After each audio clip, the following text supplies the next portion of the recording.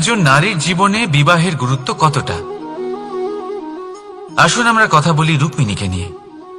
একজন নারী যিনি পবিত্র মানসিকতা নিয়ে কাউকে ভালোবেসেছেন, তাকে বিয়ে করতে চেয়েছেন। এবার বিয়ে মানে কাউকে পাওয়া, মানে কারোর হাত ধরে আগামী সমস্ত জীবন তার সাথে কাটিয়ে দেওয়া। এবার আমার হাত ধরে রুক্মিণী বিয়ের সুখ তো নিশ্চয়ই পেয়েছে, কিন্তু ওর এই প্রেমের যাত্রা এর অন্ত হলো না, বরং তা শুরু হলো।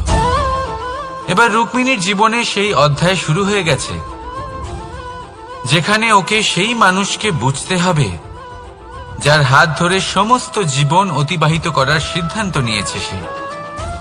এবার এরকম একটা সময় প্রত্যেকের জীবনে এসে থাকে, প্রত্যেকের মানে আপনারও। আপনার জীবনেও এমন এক সময় আসবে, তার জন্য তৈরি থাকুন।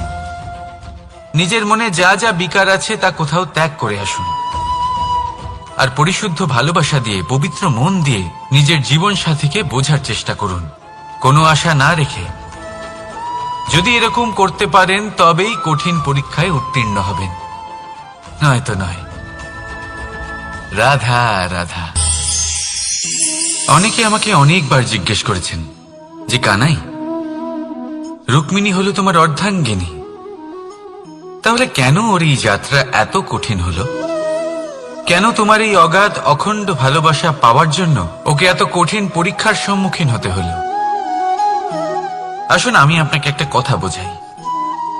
অগাধ অখণ্ড ভালোবাসার এই পথ, তা তো কঠিনই হবে। এবার এরকমই এক যাত্রা করতে হয়েছে রুক্মিণীকে, পরিশুদ্ধ ভালোবাসা বুঝতে পারার যাত্রা। এমন ভালোবাসা যা কিনা ক্রোধ, ভয়, মোহ, অধিকার, অহংকার, হিংসা এই সমস্ত বিকারের ঊর্ধ্বে। এবার এই যাত্রায় ওকে সাহায্য করবে রাধা। আর শুধু তাই নয়, আমি আপনাকে বলি, সংসারের প্রত্যেক নারী এই যাত্রা করে থাকেন। এবার যে নারী এই যাত্রার শেষ পর্যন্ত পৌঁছতে পারেন, তিনি এক উচ্চ স্তরে পৌঁছে যেতে পারেন, যেখানে তাকে বলা হয় অর্ধাঙ্গিনী। রাধা রাধা। সমস্যা। এবারে বলুন, সমস্যা কার জীবনে নেই? প্রত্যেকের জীবনে সমস্যা থাকেই। হ্যাঁ ঠিক আছে, জীবন আছে যখন, তখন সময়ের সাথে সমস্যাও আসবে, কিন্তু প্রত্যেক সমস্যাই কি সময়ই নিয়ে আসে? না, আপনি সমস্ত সমস্যার দায় সময়কে দিতে পারেন না। বেশিরভাগ সমস্যা তো এমন হয়ে থাকে যাদের আমরা নিজেরাই ডেকে আনি। হে সমস্যা, এসো, আমি তোমার জন্য অপেক্ষা করছি। কিভাবে? এবার এটা নির্ভর করছে আপনার হ্যাঁ বা না এর ওপরে। বেশিরভাগ সমস্যাই এই জন্য আসে যেহেতু আমরা বারবার হ্যাঁ বলতে থাকি, আর বেশিরভাগ সমস্যা এই জন্যই আসে যেহেতু আমরা সঠিক সময় না বলতে পারি না। সেই জন্য না ভেবেচিন্তে কোনো কথা বা কোনো প্রস্তাবের সমর্থন করলে তা আপনাকে খুব বড় বিপদে ফেলে দিতে পারে। সেইখানেই কখনো না না বলতে পারা, তা আপনাকে তার থেকেও বড় বিপদে ফেলে দিতে পারে। তাই মনে রাখবেন এই অত্যন্ত জরুরি শিক্ষা, সব সময় খুব ভেবেচিন্তেই হ্যাঁ বলবেন, আর দৃঢ়তার সাথে না বলবেন। আর বিশ্বাস করুন, আপনার জীবন অত্যন্ত সুখময় হয়ে যাবে। তাহলে আসুন আমার সাথে ভালোবেসে বলুন, রাধা রাধা। সাফল্য। সাফল্য এই পৃথিবীতে কে না পেতে চান? প্রত্যেক মানুষ চান যেন সাফল্য নিজে এসে তার কাছে ধরা দেয়। এবার সাফল্য তাদের কাছে এসে ধরা দেয় যারা নিজের পা ধরাতলে রেখে চলেন, যারা স্বপ্নের জগতে বিচরণ না করে বাস্তবের মাটিতে পা রেখে চলেন, এবং তাও দৃঢ়তার সাথে। সাফল্য তারা পান না যারা বাড়িতে বসে বসে শুধু স্বপ্ন দেখেন। সাফল্য নিজে থেকে তাদের কাছেই আসে যারা নিরন্তর চেষ্টা করেন, যারা পরিশ্রম করেন আর নিজের এই জীবনকে অন্যের কাছে সফল করে দেখান। তাহলে সিদ্ধান্ত হলো আপনার। সফল সবাই হতে চান, স্বপ্ন সবাই সার্থক করতে চান। স্বপ্ন তখনই সার্থক হয় যখন পরিশ্রম করবেন, আর সাফল্য তখনই আপনার সাথে থাকবে যতক্ষণ আপনি বিনম্র থাকবেন। তাহলে আসুন আমার সাথে ভালোবেসে বলুন, রাধা রাধা। এই পুষ্প দেখতে পাচ্ছেন আপনি? কি সুন্দর এই পুষ্প। সবাই চায় এরকম কোনো এক পুষ্প সে নিজের করে নেবে, নিজের কাছে রাখবে। এবার ভাবুন, এই পুষ্প যে সম্মান পায় তা কিসের জন্য পায়? শুধু কি তাকে সুন্দর দেখতে বলে? আসুন আপনাকে একটা কথা বোঝাই। এই ফুল যখন গাছে থাকে তখন এই রূপ আমাদের আকর্ষণ করে। এই ফুল দিয়ে যদি আপনি মালা বানান, কোনো মূর্তিতে দেন, তাহলে তা সম্মানের নিদর্শন হয়। এবার এই ফুলই যদি আপনি বিছানাতে ছড়িয়ে দেন, তাহলে সেই দৃশ্য দেখে সেই সুবাসে আপনার মন পুলকিত হয়ে ওঠে। কিন্তু ভাবুন, এই পুষ্পই যদি আপনি চিতায় সাজান, তাহলে এই পুষ্পকে আর কেউ সম্মান করে না। একই রকম কথা, সেই একই পুষ্প এক পরিস্থিতিতে সম্মান পাচ্ছে, এক পরিস্থিতিতে নয়। কেন? কারণ এতেই লুকিয়ে রয়েছে একটা গুরুত্বপূর্ণ শিক্ষা। এর সারমর্ম হলো এটাই যে এই সম্মান ব্যক্তি বা বস্তুকে করা হয় না, সম্মান করা হয় সময় এবং পরিস্থিতিকে। এবার এই যে সময়, তা কখনোই আমাদের বশে থাকে না। আমাদের বশে থাকে পরিস্থিতি। আমাদের পরিস্থিতি কেমন হবে তার সিদ্ধান্ত স্বয়ং আমরাই নিই, আর যেরকম আমাদের পরিস্থিতি হবে সেরকমই আমাদের সম্মান করা হবে।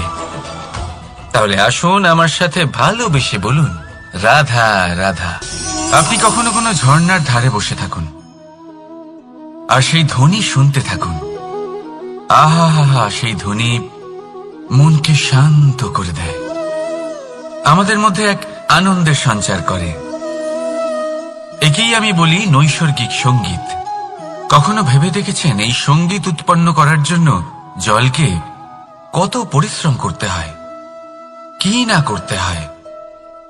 ভেবে দেখুন, সেই জল কোথা কোথা থেকে পড়েছে, কত কত পাথরের সাথে ধাক্কা খেয়েছে, কত তীক্ষ্ণ পাথরের সাথে সম্মুখীন হয়েছে, তাকে কিভাবে পার করেছে, নিজের শরীরের সাথে লেগে থাকা সেই পাথরের সাথে কিভাবে সংঘর্ষ করেছে, কিভাবে সামনে এগিয়েছে।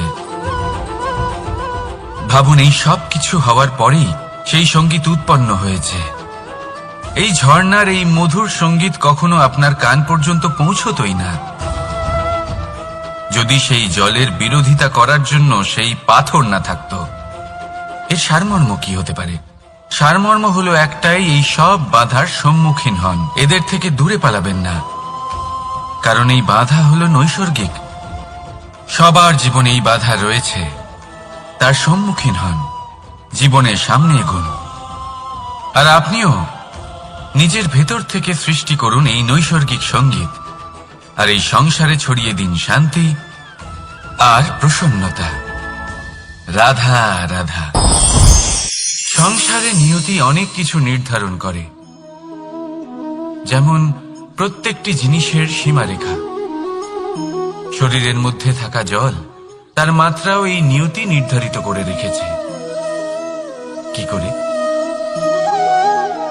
দেখুন, যদি সঠিক সময়ে আপনি পরিশ্রম করে নিজের ঘাম না ঝরান, তাহলে কিছু সময় পরে আপনার চোখের জল অবশ্যই ঝরবে। কারণ সবকিছু যদি ভাগ্যের জোরে পেয়ে যাওয়া যায়, তাকে কর্মের দ্বারা সামলে রাখতে হয়। যদি পরিশ্রম করতে থাকেন, তাহলে যা পেয়েছেন তা সামলে রাখতে পারবেন, আর যা যা আপনি পেতে চান তা অবশ্যই পাবেন। কিন্তু যদি পরিশ্রমের থেকে দূরে থাকেন, তাহলে যা পেয়েছেন তা তো হারিয়ে ফেলবেনই, আর যা পেতে চান তার তো কোনো প্রশ্নই ওঠে না, আর বয়ে যাবে শুধুমাত্র অশ্রু। এবার সিদ্ধান্ত আপনার। কি ঝরাতে চাইবেন আপনি? ঘাম নাকি অশ্রু? রাধা রাধা। এই জীবনে মানুষ শুধু তিনটি জিনিসের পেছনে ছোটে: ছায়া অর্থাৎ সঙ্গী সম্মান, কায়া অর্থাৎ সুন্দর বলিষ্ঠ শরীর, আর তৃতীয় হল মায়া অর্থাৎ ঐশ্বর্য।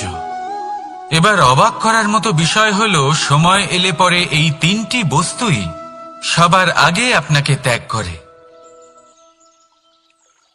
অন্ধকারে ছায়া আপনাকে ত্যাগ করে, বার্ধক্যে কায়া আপনাকে ত্যাগ করে, আর অন্তিম সময়ে মায়াও আপনাকে ত্যাগ করে। এগুলো কিছুই কাজে আসে না যার পেছনে আপনি সারা জীবন দৌড়েই যাচ্ছিলেন। যদি কিছু কাজে লাগে তা হলো আপনার প্রেমপূর্ণ ব্যবহার যা আপনি সংসারকে দিয়েছেন। এ হলো সেই প্রেম যা অন্ধকারে প্রদীপ হয়ে আপনাকে আলো দেবে। এ হলো সেই প্রেম যা বার্ধক্যে হাত রূপে আপনাকে শক্তি দেবে, সহায়তা করবে। আর যখন আপনার কাছে অর্থ থাকবে না, তখন এই প্রেমই আপনাকে সামর্থ্য যোগাবে। জীবনে যদি কিছু উপার্জন করতে চান, তাহলে শুধু প্রেম উপার্জন করুন। যদি আপনিও আমার মতো দূরের কথা ভাবতে চান, তাহলে শুধুমাত্র প্রেম উপার্জন করুন। আর এখন এই প্রেম ভাব নিয়েই বলুন, রাধা রাধা। কখনো প্রদীপ জ্বালাতে গিয়ে আপনার হাত পুড়ে গেছে? একবার মনে করে দেখুন সেই অনুভূতি। এক্ষুনি মনের মধ্যে যন্ত্রণার এক অনুভূতি বয়ে যাবে। কখনো হাঁটতে হাঁটতে পায়ে কাঁটা ফুটে গেছে? মনে করুন, এক্ষুনি মনের মধ্যে যন্ত্রণার এক অনুভূতি বয়ে যাবে। এরকম কেন হয়ে থাকে? কষ্ট তো শুধু তখন হয়েছিল, কিন্তু যদি আজ মনে করেন তাহলে সেই যন্ত্রণা আপনার মনে মাথায় থেকেই যায়। এরকম কেন হয়ে থাকে যে জীবনে যখনই আমরা যন্ত্রণার অনুভব করি, তারপর আমরা সেই যন্ত্রণা নিজের সাথে বহন করে নিয়ে চলি? কারণ হলো একটাই, চিন্তা। কোনো যন্ত্রণাই এতটা কষ্ট আমাদের দেয় না যতটা কষ্ট এই চিন্তা দেয়।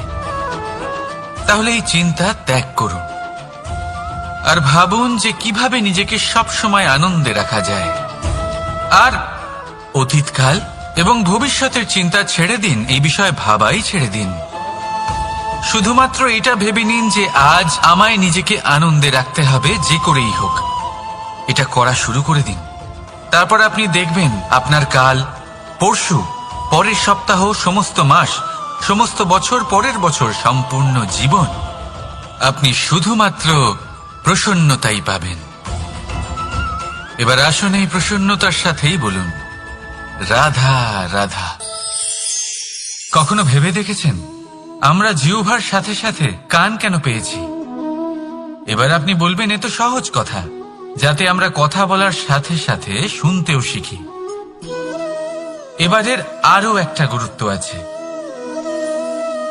আগে আমাকে বলুন, নিজের প্রশংসা শুনতে কার না ভালো লাগে? সবারই ভালো লাগে। এটাই হলো মূল কথা। যদি এই কান দিয়ে আপনি নিজের প্রশংসা শুনতে চান, তাহলে সর্বপ্রথম এই জিহ্বা দিয়ে অন্যের প্রশংসা করতে শিখুন। এবার প্রশংসার বিষয়ে একটা অত্যন্ত গুরুত্বপূর্ণ কথা আপনাদের বলি। কখনো যদি কারোর প্রশংসা আপনি করেন, তাহলে সবার আগে সেই ব্যক্তির উৎসাহ বেড়ে যায়।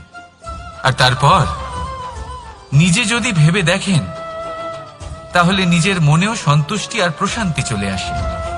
আর একবার যদি এই মন প্রশান্তিতে ভরে যায়, তারপরে কেউ প্রশংসা করুক বা না করুক, কিচ্ছু যায় আসে না।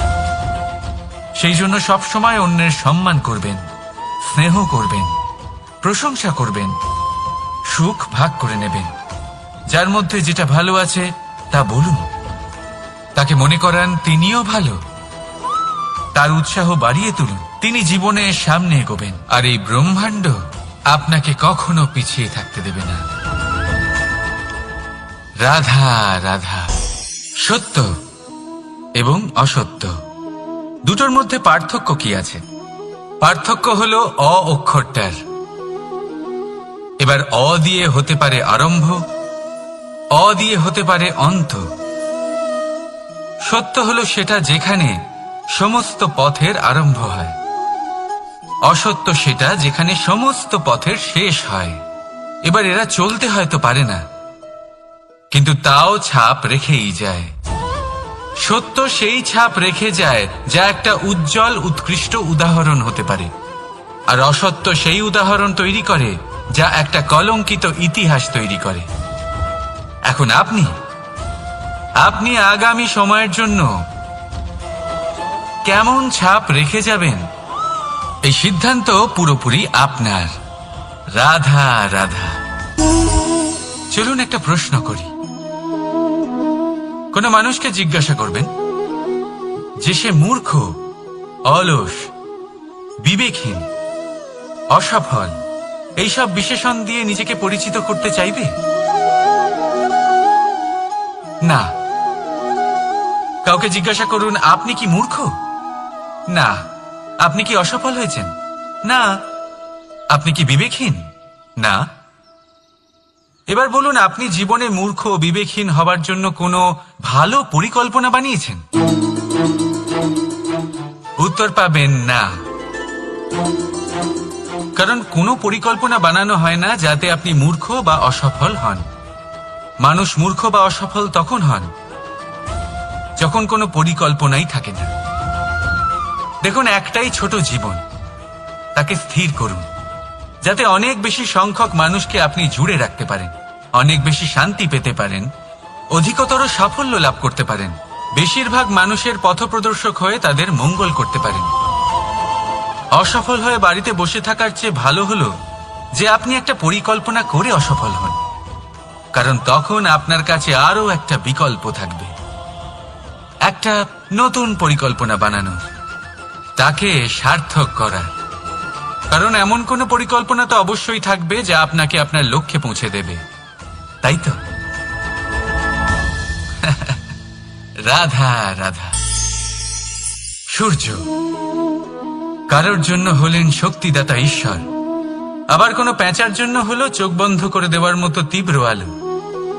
নদী কারোর জন্য হলো তৃষ্ণা মেটানোর স্রোত, আবার কারোর জন্য বন্যারূপী বিনাশকারী আশঙ্কা। সাগর কারোর জন্য হলো নোনা জলের ভান্ডার, আবার কারোর জন্য অগন্তি প্রাণী জগতের সম্ভার।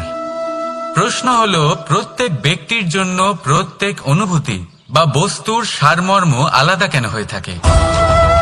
যা কারোর জন্য হলো বিষ তা অন্য কারোর জন্য অমৃত কেন? যা কারোর জন্য অমৃত তা অন্যের জন্য বিষ কেন? উত্তর বড়ই সোজা। আমরা বস্তু বা অনুভূতিগুলিকে সেভাবে দেখি না যেরকম তা হয়ে থাকে।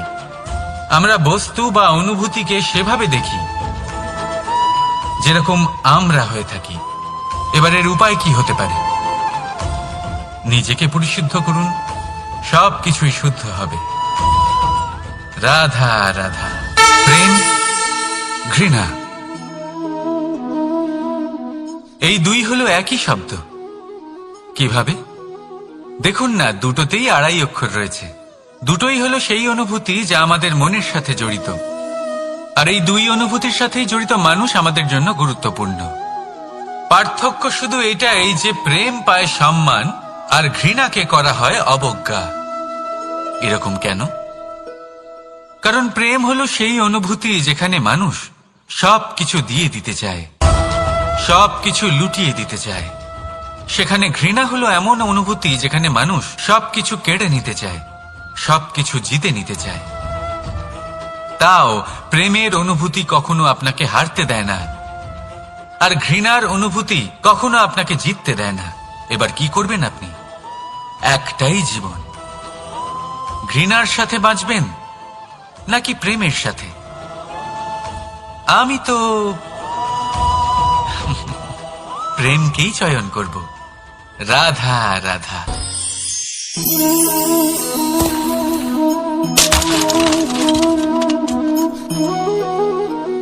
এ কি হলো? আমি আঘাত পেতেই এটা হাত থেকে পড়ে গেল কেন? ভেঙে গেল কেন? এবার আপনি বলবেন এরকমই তো হয়ে থাকে এই জীবনে, এই সংসারে। আঘাত লাগার পরে আমাদের হাতে যা থাকে তা পড়ে যায়। যা তৈরি হয় তা ভেঙেও যায়। কিন্তু এটা কি সত্যি? আপনাকে একটা কথা বলে রাখি, আঘাত পেয়ে পড়ে যাবার পরে সংসারের যে কোনো বস্তুই হাত থেকে পড়ে যাক না কেন, সাফল্য অবশ্যই আসে। যতই খারাপভাবে আপনি পড়ে যান, আপনি আঘাত পান, ভবিষ্যৎ অবশ্যই ভালো হবে। কারণ এই আঘাত, অসফলতা, এই অসুবিধা, এগুলো আমাদের এমন ভাবে পরিশুদ্ধ করে যেমন আগুন সোনাকে করে থাকে। সেই জন্য জীবনে শুধু সামনে এগোতে থাকুন, দৃঢ়তার সাথে এগোতে থাকুন, আর কখনো আঘাত পেয়ে পড়ে যেতে ভয় পাবেন না। কারণ এটা আসন্ন সাফল্যের সংকেত। আর সাফল্য তখনই আসবে যখন আপনি পড়ে যাবেন, যখন আপনি আবার উঠে দাঁড়াবেন এবং আপনি আবার জীবনে সামনে এগোতে থাকবেন। রাধা রাধা।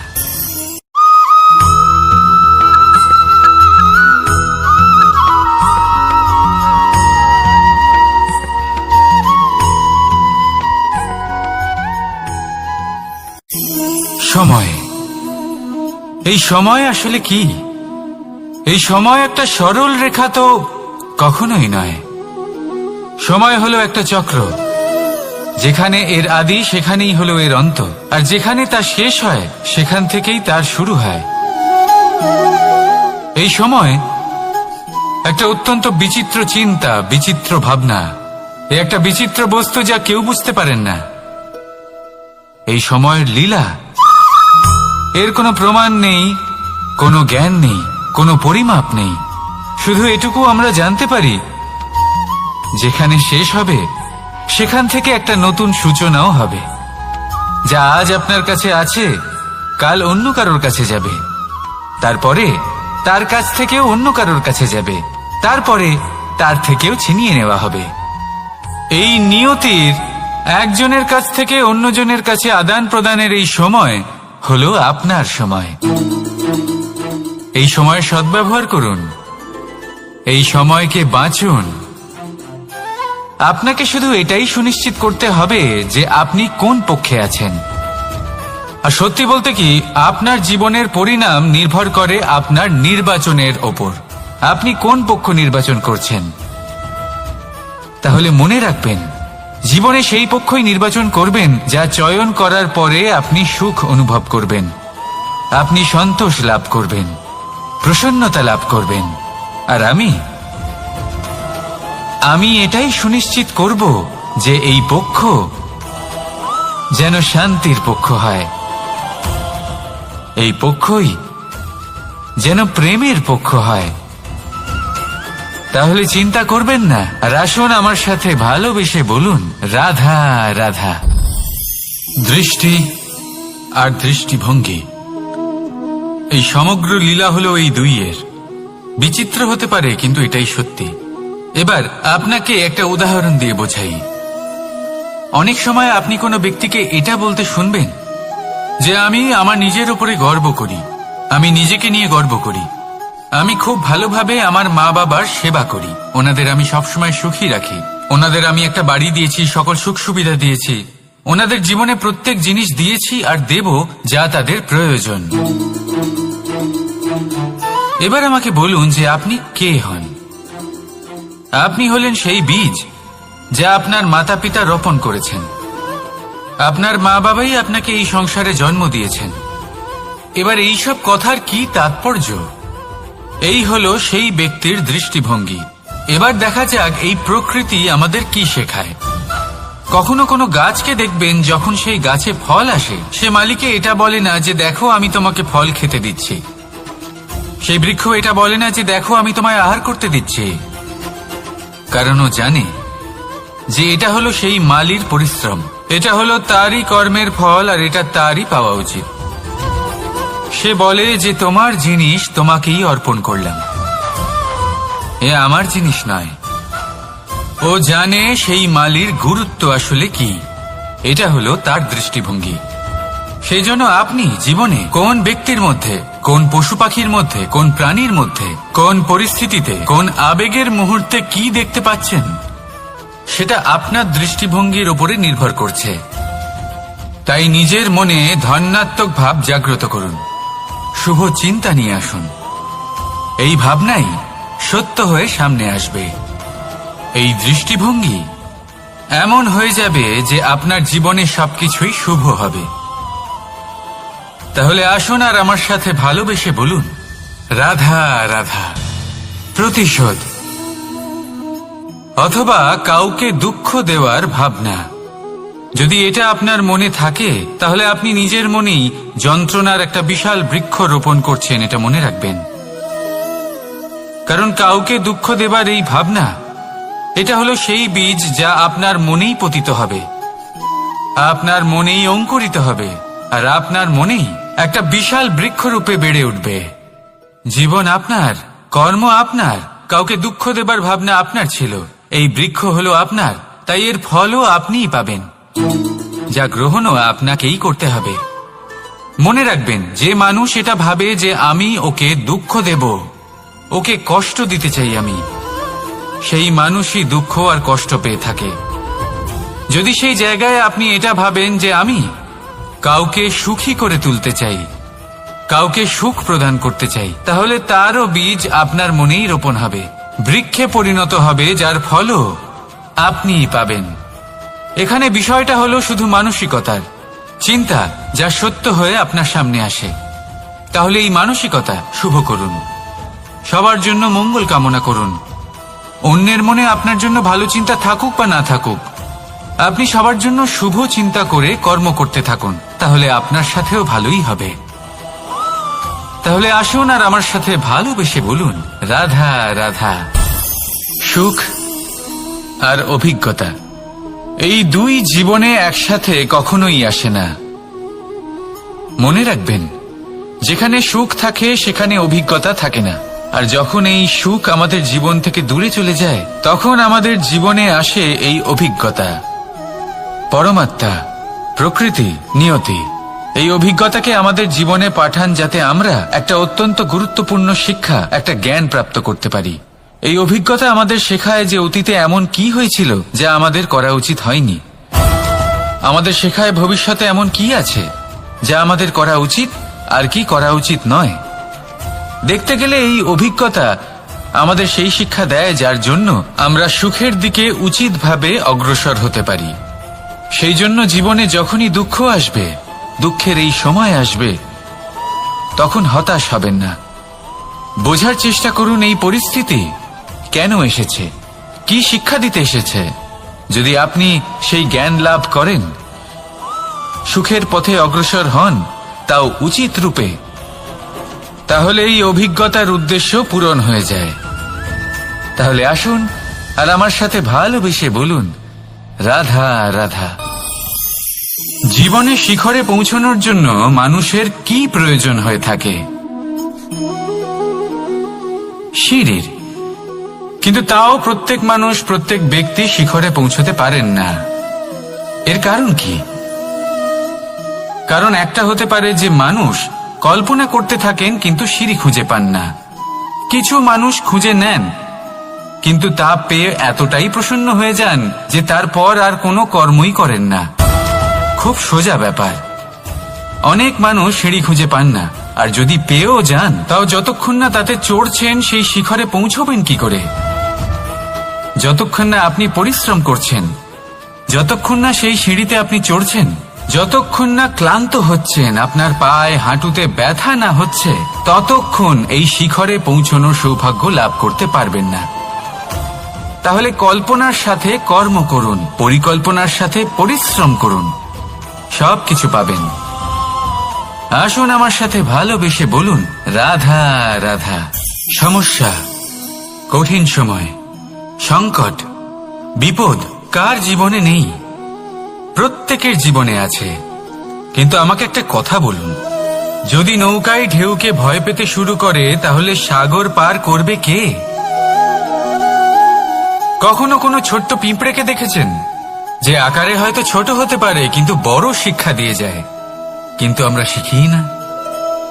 এবার দেখুন একটা পিঁপড়েকে, যে ভোজনের খোঁজে বাইরে বের হয়, একটা ছোট্ট দানা তুলে নেয়, ছোট দানা তোলে কারণ তার থেকে বেশি সে তুলতেই পারবে না। সে দানা নিয়ে চলতে শুরু করে, কোনো দেওয়ালে উঠে পড়ে, আবার পড়েও যায়। সেই দানা দূরে কোথাও একটা পড়ে যায়, তা আবার খোঁজে, তুলে নেয়, আবার চলতে থাকে। পড়ে যায় আবার ওঠে, পড়ে যায় আবার ওঠে, সেই দানাটা রেখে দেয়, আবার বেরিয়ে পড়ে ভোজনের খোঁজে। পরিশ্রম করতে থাকে কিন্তু হার মানে না। এই শিক্ষাই তো আমাদের প্রাপ্ত করতে হবে। নিরন্তর পরিশ্রম আর নির্ভীক হয়ে কর্ম করে যেতে হবে। এটাই হলো সাফল্যের মাধ্যম, এটাই হলো জয়ের মন্ত্র, অচ্যুত অজয় অস্ত্র। তাহলে আসুন আর আমার সাথে ভালোবেসে বলুন, রাধা রাধা। আমরা সকলে চাই আমাদের জীবনে সাফল্য আসুক। আমরা চাই যে এই সংসারে আমাদের খ্যাতি ছড়িয়ে পড়ুক। আমরা চাই যেন আমরা আলোচিত হই। কিন্তু শুধু চাইলেই কি যায় আসে? যদি এই সংসারে আলোচিত হতে হয় তাহলে পরিচিত হতে হবে পরিশ্রমের দ্বারা। যতক্ষণ না আপনারা পরিশ্রমের সাথে পরিচিত হবেন, সাফল্যের সাথে পরিচিত হবেন না। সংঘর্ষ করতে হবে প্রতিদিন, প্রতি বছর। জীবনের সব পরিস্থিতিতেই হয়তো নতুন নতুন বাধা আসবে, নতুন নতুন বিঘ্ন ঘটবে। কিন্তু এটা আবশ্যক নয় যে সমস্ত বিঘ্ন বিনাশের জন্য আসবে।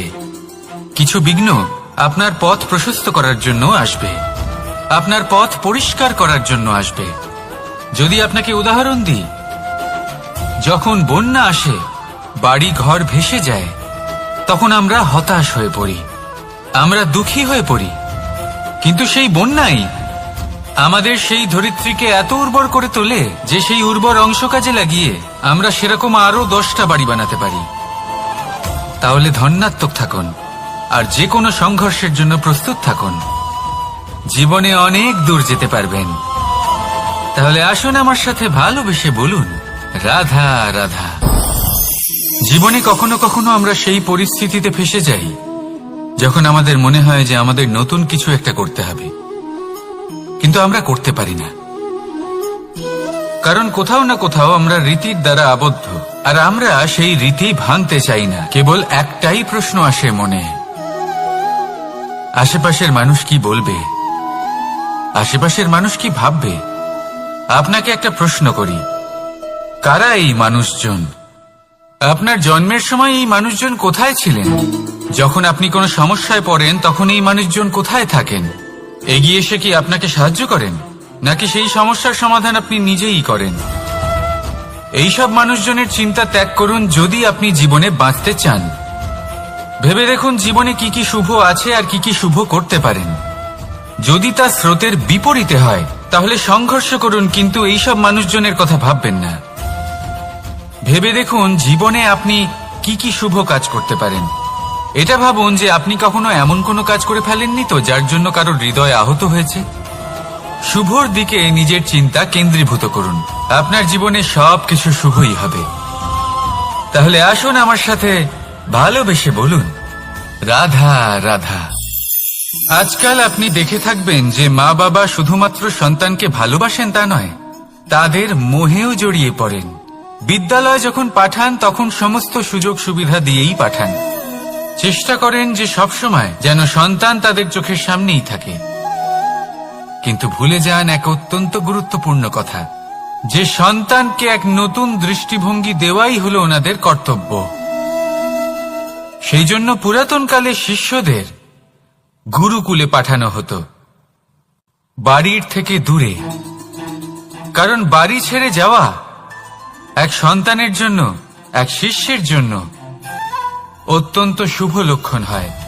যখন সে বাড়ির থেকে দূরে, গৃহস্থের থেকে দূরে থাকবে, তখন এই সংসারকে সে এক নতুন দৃষ্টিভঙ্গি দিয়ে দেখবে, পরখ করবে, বুঝতে পারবে, আর সবকিছু নিজে থেকেই শিখে যাবে কখন আক্রমণ করতে হয়, কখন পিছু হটতে হয়, কিভাবে এই সংসারের সম্মুখীন হতে হয়। আর এটা আপনার দৃষ্টি ওকে শেখাতে পারবে না, ওর অভিজ্ঞতা ওকে শেখাতে পারবে।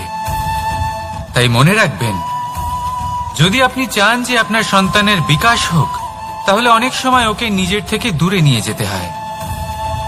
যদি মোহে আবদ্ধ থাকেন তাহলে ওর বিকাশ কখনোই হবে না। তাহলে আসুন আমার সাথে ভালোবেসে বলুন, রাধা রাধা। কখনো কখনো মানুষ মনে করেন যে সে নিজেই সব থেকে বেশি শক্তিশালী, তিনি হলেন জ্ঞানী। দেখুন, এটা ভালো ব্যাপার যে আপনার মধ্যে শক্তি আছে, জ্ঞান আছে, আর এটা শুধু আপনার জন্য নয়, এই সমস্ত সমাজের জন্য, দেশের জন্য, সমগ্র পৃথিবীর জন্য অত্যন্ত আবশ্যক। কিন্তু এই কথাটাও বোঝা অত্যন্ত আবশ্যক যে এই জ্ঞান যেন কখনো অহংকার না হয়ে ওঠে।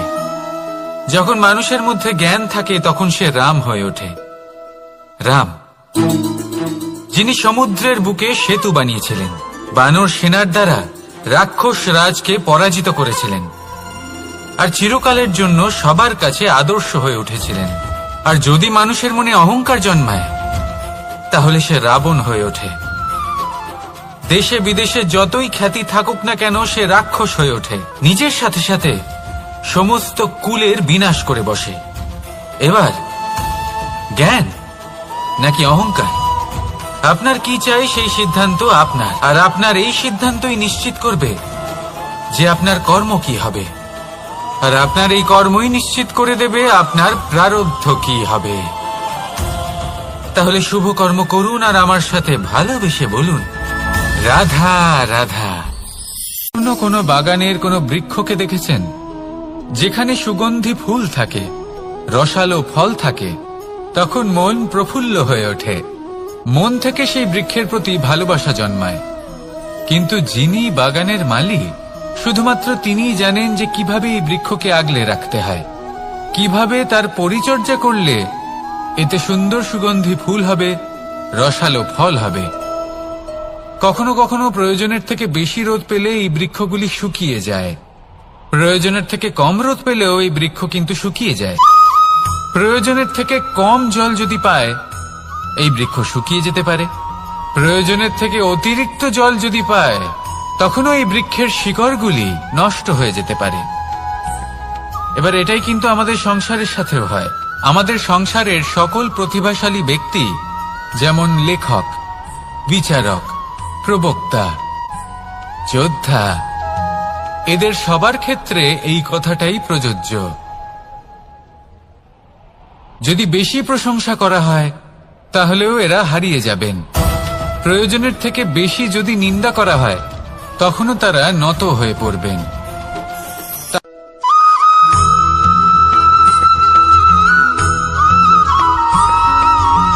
পঞ্চতত্ত্বের মধ্যে দ্বিতীয় তত্ত্ব হল ধরণী, ভূমি, যাকে আমরা ধরণী মাতা বলি। এই ধরণী ধৈর্য ধারণ করে, আর এর ওপরেই আমাদের সমগ্র সংসার নির্ভরশীল। কারণ এই ভূমি সহ্য ক্ষমতা রাখে, এর সহ্য ক্ষমতা হল অপরিসীম। সন্তান যতই আঘাত প্রদান করুক না কেন প্রেম পূর্বক সহ্য করে, আর তার বদলে অমূল্য রত্ন প্রদান করে। সন্তান যদি হাল চালায় তাহলে তার বদলে তাকে অন্ন প্রদান করে। এটাই হলো ধরণী। এবার এর থেকে আমরা কি শিক্ষা পেতে পারি? এটাই যে কারোর জন্য কিছু করা বা কাউকে কিছু দেওয়া মনে কোনো কামনা ছাড়াই। আর এই কথাটা বুঝে যান, যদি কারোর জন্য কামনা না রেখে বা কোনো পাওয়ার আশা না রেখে কারোর জন্য কিছু করেন বা কারোকে কিছু দেন, যদি এটা আপনি শিখতে পারেন তবে আপনি ভালোবাসতে শিখে গেছেন। আর সেই জন্যই এই ধরিত্রীকে মাতা বলা হয়। কারণ মাতা শুধু উনি নন যিনি গর্ভে সন্তানকে ধারণ করেন, মাতা তো উনিও যিনি জীবন বাঁচতে শেখান, যিনি জীবন বাঁচার উদাহরণ প্রদান করেন।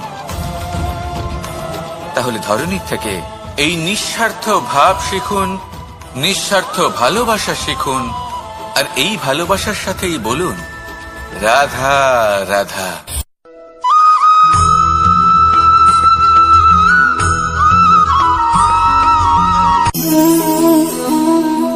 নিয়তি। রাধা আমাকে বলে, কৃষ্ণ, যদি তুমি জানো যে নিয়তিতে কি আছে তাহলে তাকে বদলে দাও না কেন? মহাদেব আমাকে বলেন যে শ্রীকৃষ্ণ, যদি আপনি এটা জানেন যে সাম্বের নিয়তি এটাই, তাহলে আপনি তাকে বদলানোর চেষ্টা কেন করেন? কেন?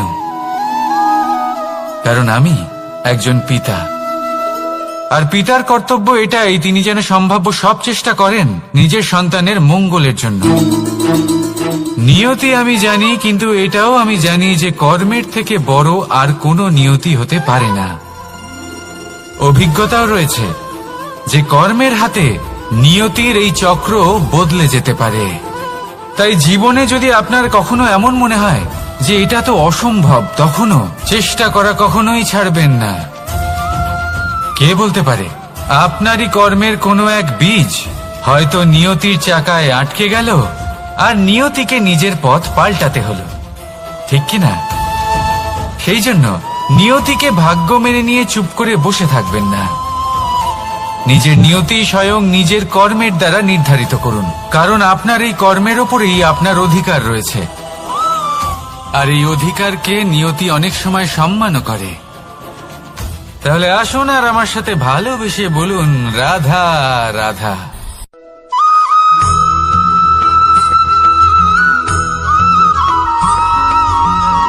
মানুষ ভাবেন যে ধন অর্জন করা হলো অত্যন্ত গুরুত্বপূর্ণ। তিনি আজীবন ধন অর্জন করতে থাকেন, ধন অর্জন করার চেষ্টা করতে থাকেন। সে যাই হয়ে যাক না কেন, পরিশ্রম করতে থাকেন। স্বাস্থ্যের দিকে নজর দেন না, না উচিত সময় খাবার খান, না উচিত সময় ঘুমোতে যান, না পর্যাপ্ত সময় পর্যন্ত ঘুমন, কিছুই না। ধন অর্জন করতেই থাকেন, করতেই থাকেন। আর কিছু সময় পরে যখন তিনি অসংখ্য ধন লাভ করে ফেলেন, তখন তার সাথে ওনার শরীরে অনেক রোগ বাসা বাঁধে। এইসব রোগের উপচার করতে করতে সেই সমস্ত ধন যা উনি অর্জন করেছেন তা তিনি ব্যয় করে ফেলেন। শেষ পর্যন্ত কি হয়? আমরা যেভাবে এসেছি ঠিক সেইভাবেই ফিরে যাই, ধন এখানেই থেকে যায়। দেখুন, একটা অত্যন্ত গুরুত্বপূর্ণ কথা রয়েছে যে আপনার বোঝা উচিত। এই যে ধন, তার ব্যবহার করুন জীবনকে আরো ভালো করে তোলার জন্য। ধনের সদ্ব্যবহার করা উচিত, এমন যেন না হয় এই ধন আপনাকে ভোগ করে ফেলে। এই জীবনকে নিশ্চিত রূপে আরো শ্রেষ্ঠ করে তুলুন। কিন্তু এই ধন অর্জন করার এই প্রক্রিয়াতে নিজের সারা জীবনকে নষ্ট করে ফেলবেন না। এই জীবন উপভোগ করতে শিখুন। আর আমার সাথে ভালোবেসে বলুন, রাধা রাধা।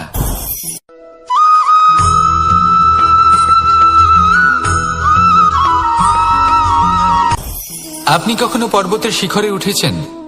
আপনি দেখতে পাবেন পর্বতের পদতলে প্রচুর সুন্দর ফুল রয়েছে, সবুজ বনানী রয়েছে। যত আপনি ওপরে উঠতে থাকবেন তত ফুল কমতে থাকবে, সবুজ বনানী কমতে থাকবে। আরো কিছুটা ওপরে উঠলে কাঁটা জাতীয় গাছ দেখতে পাবেন, শুকনো গাছ দেখতে পাবেন। আরো যদি ওপরে ওঠেন তাহলে পাষাণ দেখতে পাবেন। আরো ওপরে উঠলে হিমখণ্ড দেখতে পাবেন। এই যে পর্বত, তা মনুষ্য জীবনের সব থেকে উত্তম উদাহরণ। মানুষ যখন সাফল্যের শিখরে পৌঁছতে চান, মহানুভবতার শিখরে পৌঁছতে চান, পথে যত আস্তে আস্তে উপরে উঠতে থাকেন ততই ভৌতিক বস্তু তার থেকে বিচ্ছিন্ন হতে থাকে। যদি তিনি সেই ভৌতিক বস্তুগুলি ত্যাগ না করতে পারেন তাহলে কখনোই সেই স্থানে পৌঁছতে পারবেন না। আর মানুষ যদি উচিত ত্যাগ করতে পারেন, পথে অগ্রসর হতে থাকেন, এগোতে থাকেন, তাহলে একদিন না একদিন তিনি মহানুভবতার, জ্ঞানের, সাফল্যের হিমের স্বাদ অবশ্যই লাভ করবেন। মনে রাখবেন, মানব জীবনে ত্যাগ হলো অত্যন্ত গুরুত্বপূর্ণ অংশ। আসুন আমার সাথে ভালোবেসে বলুন, রাধা রাধা।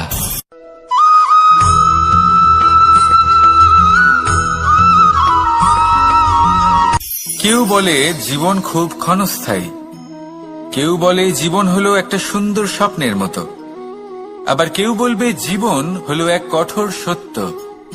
কিন্তু জীবন আসলে কি? জীবন হলো আপনারই প্রতিবিম্ব, একটা দর্পণ। অর্থাৎ আপনি জীবনকে সেইভাবেই পাবেন যেরকম আপনি নিজেকে প্রতিপন্ন করবেন। যদি আপনি দর্পণের দিকে তাকিয়ে হাসেন, তাহলে আপনি সামনে হাসি মুখী দেখতে পাবেন। এবার যদি আপনি গম্ভীর হয়ে থাকেন, তাহলে আপনি একজন রুষ্ট ব্যক্তি দেখতে পাবেন। শেষে সবথেকে বেশি গুরুত্বপূর্ণ হলো আপনার চেষ্টা। আপনাকে সবসময় চেষ্টা করতে হবে যাতে আপনি নিজেকে প্রসন্ন এবং ইতিবাচক মনোভাবে রাখেন। এটা হলো আপনারই উত্তরদায়িত্ব, তাকে পালন করুন। এই মনকে প্রসন্ন রাখুন, এই সংসারকে সুন্দর বলে মনে হবে। আর এই মন প্রসন্ন হয়ে বলবে, রাধা রাধা।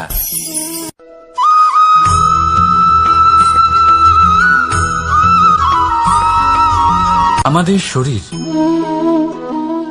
প্রকৃতির সর্বশ্রেষ্ঠ রচনা। যে অঙ্গ প্রত্যঙ্গ আমরা লাভ করেছি, প্রত্যেকটির মধ্যে একটি নিজস্ব বার্তা রয়েছে। একটু ভেবে দেখুন, দুটি চোখ দিয়েছে দেখার জন্য, দুটি কান দিয়েছে শোনার জন্য, নাসিকাও আছে দুটি, দুটি হাত দিয়েছে দ্বিগুণ পরিশ্রম করার জন্য। কিন্তু জীব শুধুমাত্র একটি, তার উপরেও তীক্ষ্ণ বলিষ্ঠ দাঁত দিয়েছে তার রক্ষার জন্য। কখনো ভেবে দেখেছেন কেন?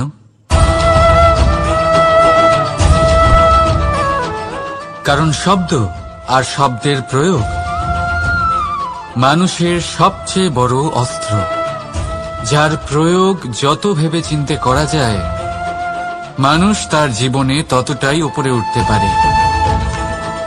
তাহলে মনে রাখুন, দেখুন, শুনুন আর বুঝুন বেশি, বলুন কম। রাধা রাধা।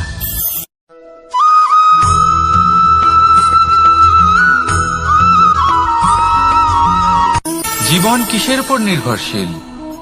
ধনের ওপর? বৈভবের অনুভব যদি আপনি করতে চান, তাহলে তা পাবেন শুধু একতার দ্বারা, সংগঠনের দ্বারা। যদি আপনাকে উদাহরণ দিই, নিজের এই হাতটাকে দেখুন, 5টা আঙুল রয়েছে। কোনো একটা বস্তুকে নিজের একটা আঙুল দ্বারা তুলে ধরার চেষ্টা করে দেখুন, বড়ই কষ্ট হবে। তখন আপনি বুঝতে পারবেন, যখন এই 5টি আঙুল একত্রিত হয়, তখন কোনো কাজ কতটা সহজ হতে পারে। এটাই হলো শক্তি একতার। সব থেকে ভালো উদাহরণ যদি আপনাকে দিই, তাহলে বাঁশি। এই বাঁশি থেকে অত্যন্ত মধুর সুর নির্গত হয়, যা সবার মন প্রসন্ন করে দেয়। এই কথা সত্যি। কিন্তু এই বাঁশি আমি একটা বা দুটো আঙুল দিয়ে বাজাতে পারবো না। আমাকে প্রত্যেকটা আঙুল ব্যবহার করতেই হবে, তবেই এর থেকে মধুর সুর নির্গত হবে, যা সকলকে প্রসন্ন করবে। ঠিক কিনা?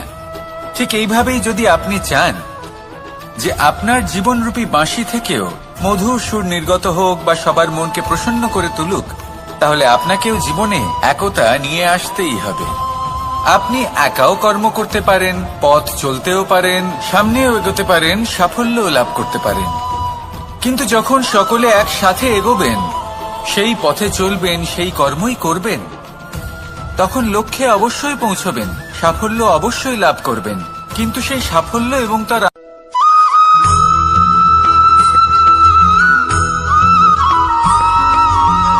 এই সংসারে সবথেকে বেশি কোমল বস্তু হলো রেশম। এই রেশম এতটাই কোমল হয় যে এর পুরো একটা থান শুধুমাত্র একটা হাতে ধরা সম্ভব। কখনো ভেবে দেখেছেন এই রেশম কিভাবে হয়? একটি কীট তার লালার দ্বারা উৎপন্ন হয়। এই কীট সেই রেশমকে পাক দিতে থাকে, পাক দিতেই থাকে, আর আস্তে আস্তে তার মধ্যেই জড়িয়ে পড়ে। শেষে ওর এই সুন্দর অমূল্য সৃষ্টি রেশমের এই সুতো, তার নির্মাণ কার্য পূর্ণ হয়। কিন্তু তাতেই ও নিজে বন্দী হয়ে যায়। নিজেরই মায়াজালের এই বন্দী গৃহে নিজেই ফেঁসে যায়। এবার এই সুতোকে ব্যবহারযোগ্য করে তোলার জন্য এই কীটগুলিকে এই কবচের সাথেই ফুটন্ত জলে ফেলে দেওয়া হয়। এই সংসারে যদি আমাদের স্বপ্ন এই সংসারের দুঃখ হরণ করার জন্য, এই সংসারে সুখ বিতরণ করার জন্য হয়, তবেই আমাদের প্রগতি সম্ভব। যদি আমাদের এই স্বপ্ন শুধুই আমাদের এবং আমাদের স্বার্থ সিদ্ধির জন্য হয়, তাহলে এই স্বপ্ন আমাদের অন্ধ করে দেবে, আমাদের অন্ধকারের পথে নিয়ে যাবে, আর আমরাও সেই কীটের মতো হয়ে যাব। নিজেদেরই মায়াজালে আমরা নিজেই ফেঁসে যাব, আর শেষে আমরা যদি কিছু লাভ করি, তা হবে একাকিত্ব, অন্ধকারময় মৃত্যু। তাই স্বপ্ন অবশ্যই দেখুন, কিন্তু এমন ভাবে স্বপ্ন দেখবেন না যে তার এই বন্দিগৃহে আপনি নিজেই ফেঁসে গেলেন। স্বপ্ন দেখুন পরোপকারে।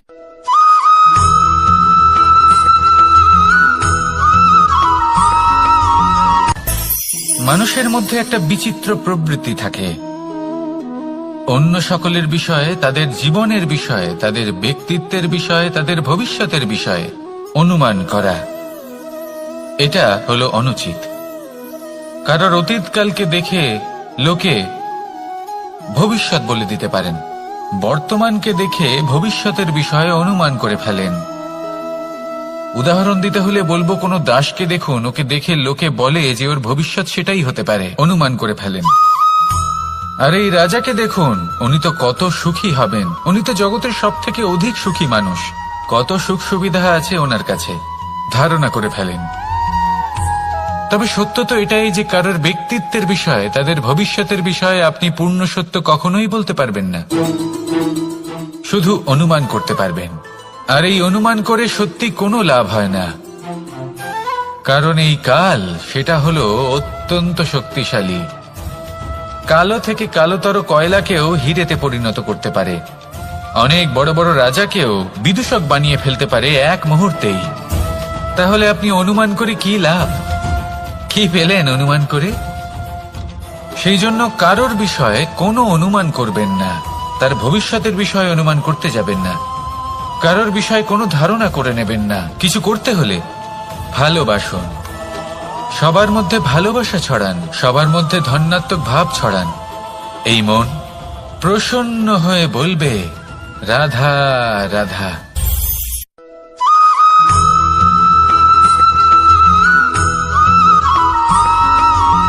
পঞ্চতত্ত্বের মধ্যে দ্বিতীয় তত্ত্ব হল ধরণী, ভূমি, যাকে আমরা ধরণী মাতা বলি। এই ধরণী ধৈর্য ধারণ করে, আর এর ওপরেই আমাদের সমগ্র সংসার নির্ভরশীল। কারণ এই ভূমি সহ্য ক্ষমতা রাখে, এর সহ্য ক্ষমতা হলো অপরিসীম। সন্তান যতই আঘাত প্রদান করুক না কেন, প্রেম পূর্বক সহ্য করে, আর তার বদলে অমূল্য রত্ন প্রদান করে। সন্তান যদি হাল চালায়, তাহলে তার বদলে তাকে অন্ন প্রদান করে। এটাই হলো ধরণী। এবার এর থেকে আমরা কি শিক্ষা পেতে পারি? এটাই যে কারোর জন্য কিছু করা বা কাউকে কিছু দেওয়া মনে কোনো কামনা ছাড়াই। আর এই কথাটা বুঝে যান, যদি কারোর জন্য কামনা না রেখে বা কোনো পাওয়ার আশা না রেখে কারোর জন্য কিছু করেন বা কারোকে কিছু দেন, যদি এটা আপনি শিখতে পারেন, তবে আপনি ভালোবাসতে শিখে গেছেন। আর সেই জন্যই এই ধরিত্রীকে মাতা বলা হয়। কারণ মাতা শুধু উনি নন যিনি গর্ভে সন্তানকে ধারণ করেন, মাতা তো উনিও যিনি জীবন বাঁচতে শেখান, যিনি জীবন বাঁচার উদাহরণ প্রদান করেন। তাহলে ধরণীর থেকে এই নিঃস্বার্থ ভাব শিখুন, নিঃস্বার্থ ভালোবাসা শিখুন, আর এই ভালোবাসার সাথেই বলুন, রাধা রাধা।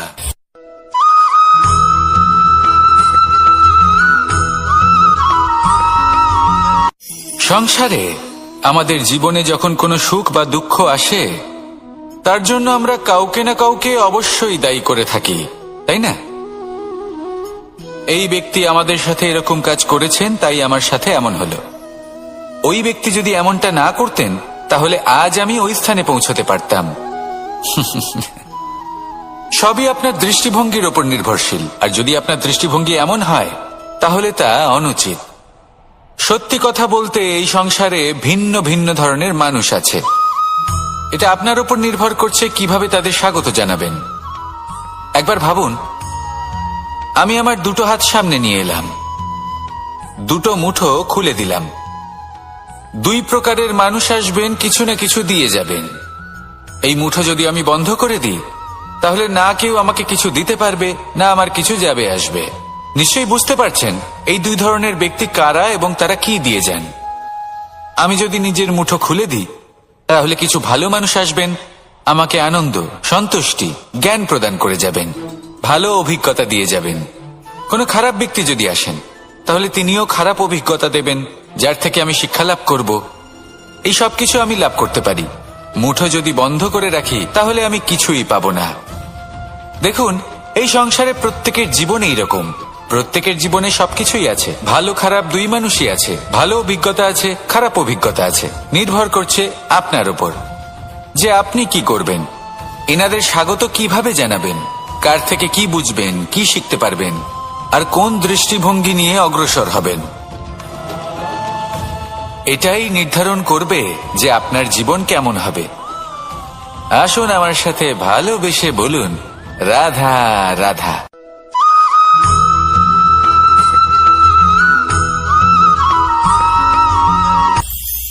এটা হলো ধান গাছ। এর থেকে যে চাল উৎপন্ন হয় তা মানুষ গ্রহণ করেন। আর এটা কি? এ হলো জংলি ঘাস। একবার ভেবে দেখুন, যদি এই জংলি ঘাস ধান গাছের আশেপাশে থাকে তাহলে কি হবে? ধান উৎপন্ন হতে পারবে? তা উৎকৃষ্ট হতে পারবে? আমরা কি তা গ্রহণ করতে পারবো? কখনোই নয়। এই জংলি ঘাস ধানকে নষ্ট করে দেবে, কিন্তু নিজে জীবিত থাকবে। এটাই হলো আজকের শিক্ষা।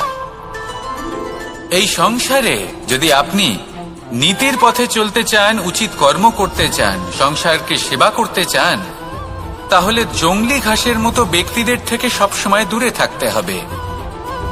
সেই ব্যক্তি যারা দুর্নীতি এবং মিথ্যা দ্বারা পরিপূর্ণ, যাদের ব্যবহার অশুভ, যাদের অনেক অশুভ গুণ রয়েছে, তারা সঠিক নয়।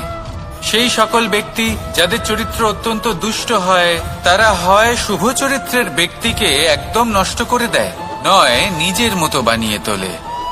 তাই যদি আপনি নীতির পথে চলতে চান, এই সংসারের জন্য শুভ কর্ম করতে চান, তাহলে সেই সঙ্গ লাভ করুন যে সঙ্গ জ্ঞানে পরিপূর্ণ, যাদের মধ্যে অনেক গুণ আছে, যাদের থেকে প্রতিদিন কিছু শিখতে পারবেন। এমন ব্যক্তির সাথে জীবন অতিবাহিত করুন। দুরাচারীদের থেকে দূরে থাকুন। তবেই এই মন প্রসন্ন হয়ে বলবে, রাধা রাধা।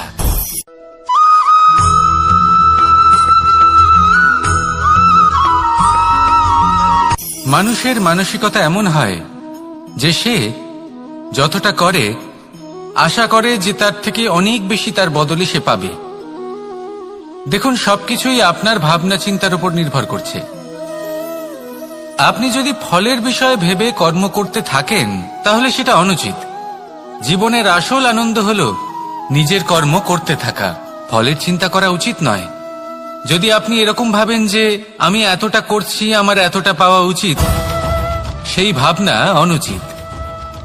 যদি আপনি সেবার মানসিকতা নিয়ে কর্ম করতে থাকেন, কর্মচক্রে প্রবাহিত হন, যদি আপনি এমন ভাবনা রাখেন যে আমি এতটা পাচ্ছি তাই এর থেকে অনেক বেশি আমি কর্ম করব, তাহলে নিশ্চিত রূপে আপনি যতটা করছেন তার থেকে অনেক বেশি আপনি পাবেন। আপনার আশার থেকে অনেক বেশি আপনি পাবেন। শুধু জীবনে অনেক বেশি কাজ করতে থাকুন, ফলের চিন্তা করবেন না। আর মনে রাখবেন, এই ভাবনাই সব থেকে বড় বীজ। কর্মের উপর বিশ্বাস রাখুন। জীবনে যা যা আপনি চান সবই সুখময় হবে। আসুন আর আমার সাথে ভালোবেসে বলুন, রাধা রাধা।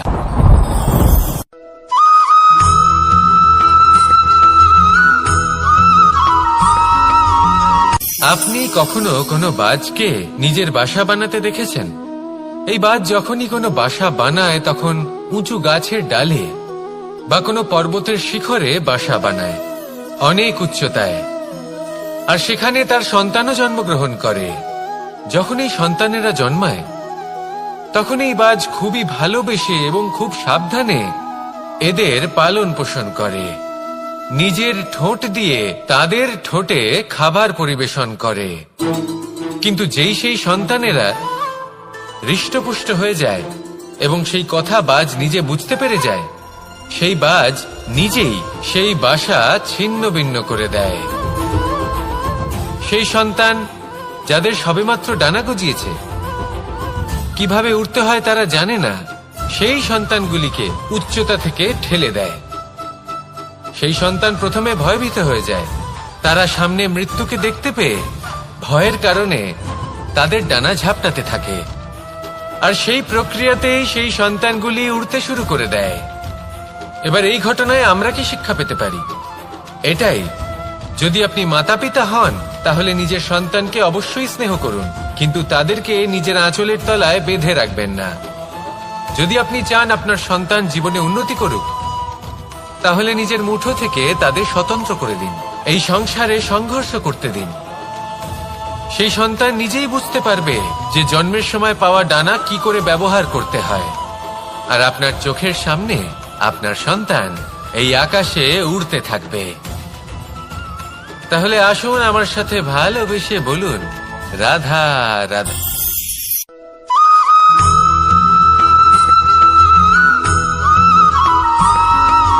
বসন্ত ঋতু, এই সময় মন আনন্দে ভরে থাকে। এমন মনে হয় যেন আমরা আকাশে বিচরণ করতে চলে যাই, কিন্তু সেটা তো সম্ভব নয়। সেই জন্য হয়তো আমরা ঘুড়ি ওড়াই, এই ঘুড়িকে নিজেদের প্রতিরূপ মনে করে। এবার অনেক মানুষ আছেন যারা ঘুড়ি ওড়ান, কিন্তু এই কর্মের সারমর্ম কি সেটা কজন বুঝতে পারেন? আপনি এটা মনে করুন যে আপনি হলেন সেই ঘুড়ি, আর এই সুতো যিনি ধরে রয়েছেন তিনি হলেন পরমাত্মা। আর এই সুতো যেখান থেকে শুরু হয় সেই লাটাই হলো আমাদের কর্মচক্র। এবার আপনি নিজেই অনুমান করুন যে এই উড়ান কার ওপর নির্ভরশীল, পরমাত্মার ওপর আর আপনার কর্মের ওপর। যদি পরমাত্মা আপনার হাত ধরে থাকেন, আপনার সাথে থাকেন, যদি আপনি শুভ কর্ম করতে থাকেন, আপনি এই আকাশে উড়তে থাকবেন। কিন্তু কোথাও যদি পরমাত্মার সাথে এই বন্ধন ছিন্ন হয়, আপনার কর্মচক্র খারাপ হয়ে যায় বা থেমে যায়, তাহলে আপনার এই ঘুড়ি কেটে যাবে আর দূরে কোনো গাছের ডালে গিয়ে আটকে যাবে। তাই শুধুমাত্র ঘুড়ি ওড়াবেন না, তার থেকে শিখুন, পরমাত্মার সাহচর্যে থাকুন, সবসময় শুভ কর্ম করতে থাকুন আর সবসময় এই আকাশে উড়তে থাকুন। আসুন আর আমার সাথে ভালোবেসে বলুন, রাধা।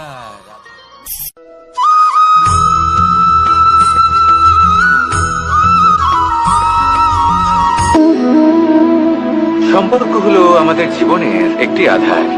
কিছু সম্পর্ক এমন যা আমরা জন্মসূত্রে লাভ করি, যেমন পরিবার, মা, বাবা। কিছু সম্পর্ক আছে যে আমরা জীবনে অর্জন করে থাকি, তা সে প্রেমের হোক, স্নেহের হোক বা বন্ধুত্বের। এই সকল সম্পর্ক লাভ করার বা গড়ে তোলার 5টি ধাপ রয়েছে।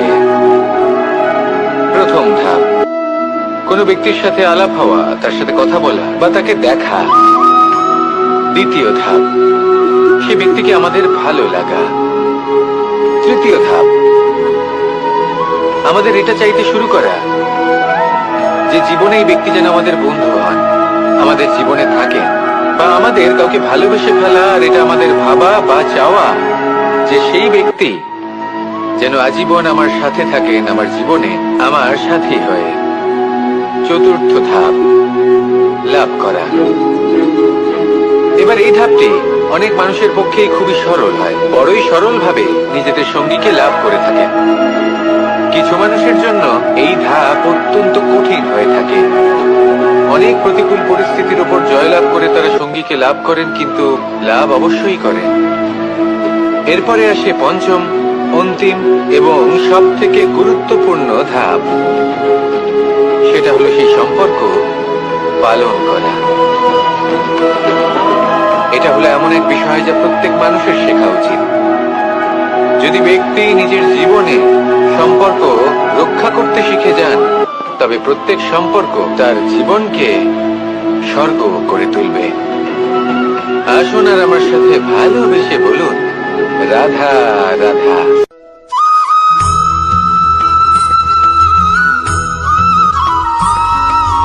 জীবনে যখন কোনো ব্যক্তি নিজের লক্ষ্য প্রাপ্তির জন্য নিরন্তর পরিশ্রম করতে থাকেন, চেষ্টা করতে থাকেন, তখন তিনি কষ্ট অনুভব করেন, কখনো শারীরিক কষ্ট, কখনো মানসিক কষ্ট। এবার উনি এটা ভাবতে থাকেন যে আমি কি উচিত করছি নাকি অনুচিত করছি। কারণ অন্যদিকে এমন একজন ব্যক্তিও আছেন যিনি একদমই পরিশ্রম চেষ্টা করছেন না, তিনি মদিরা পান করেন, বিলাসিতায় জীবন কাটান, অলস প্রকৃতির হয়ে ওঠেন, নিদ্রাতে বিলীন হয়ে থাকেন আর ভাবেন যে তিনি সুখ লাভ করছেন। কিন্তু এরকম কেন হয়? কারণ যখন আমরা সৎ পথে থাকি, উচিত পথে চলি, লক্ষ্য প্রাপ্ত করার জন্য চেষ্টা করতে থাকি, তখন আমাদের ভেতরে থাকা নেতিবাচক শক্তি এবং পাপ এই দেহকে ত্যাগ করে দেয়। আর এই অনুভূতিটাই আমাদের দুঃখের অনুভূতি দেয়, কষ্ট দেয়। এবার সেখানে যদি আমরা কুপথে চলি, অনুচিত পথে চলতে থাকি, তাহলে আমাদের ভেতরে থাকা পুণ্য এবং ধনাত্মক শক্তি আমাদের দেহ ত্যাগ করে দেয়। আর এই অনুভূতির কারণেই আমরা সুখ অনুভব করি। কিন্তু কখনো ভাববেন যে এই সুখ বেশি সময় পর্যন্ত থাকে না। সেই জন্য সবসময় মনে রাখবেন, যদি আপনি জানেন যে এটাই আপনার লক্ষ্য, এটাই উচিত পথ, শুভ পথ, তাতে নিরন্তরভাবে এগিয়ে যেতে চেষ্টা করতে থাকুন। এই কষ্ট আপনাকে সুখের পরাকাষ্ঠায় কখন পৌঁছে দেবে তা আপনি জানতেই পারবেন না। আসুন আমার সাথে ভালোবেসে বলুন, রাধা রাধা।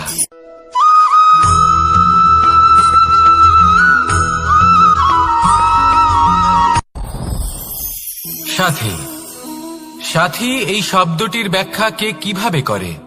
মিত্র, সখা, বন্ধু। কিন্তু অর্থ একটাই, তিনি যিনি আপনার সঙ্গী হন আর তিনি যার সাথী আপনি হন। এবার সব থেকে বড় প্রশ্ন হলো এটাই যে তিনি কে হতে পারেন যাকে আপনি আপনার সাথী বলে মেনে নিতে পারেন, নিজের সখা, নিজের মিত্র, নিজের বন্ধু মেনে নিতে পারেন। আপনার সাথী হলেন তিনি যিনি দুঃখের সময় আপনার পাশে থাকবেন, আপনার হাত ধরে থাকবেন। আপনার সাথী হলেন তিনি যার হাত আপনি নিজের সুখের দিনে ধরে থাকবেন। সেই সাথীরই হাত ধরুন যিনি দুঃখে সবসময় আপনাকে সাহায্য করার জন্য তৎপর হয়ে থাকেন, আপনার পাশে থাকেন, আর যাকে সুখের দিনে আপনি আপনার সাথে রাখতে পারেন। আর যখন আপনার সাথে আপনার এই সাথী থাকবে, তখন আপনি এটা বুঝবেন যে যখন জীবনে দুঃখ আসে, তখন এই দুঃখ কমে যায়, সবার মধ্যে ভাগ হয়ে যায়। আর যদি তখন সুখ আসে, তাহলে সেটা সবার উপস্থিতিতে আরো বেড়ে যায়। এটাই হলো প্রেম, এটাই হলো ভালোবাসা, এটাই হলো সঙ্গ। যেমন সম্পর্ক আমার আর রাধার মাঝে। তাহলে আসুন আর আমার সাথে ভালোবেসে বলুন, রাধা রাধা।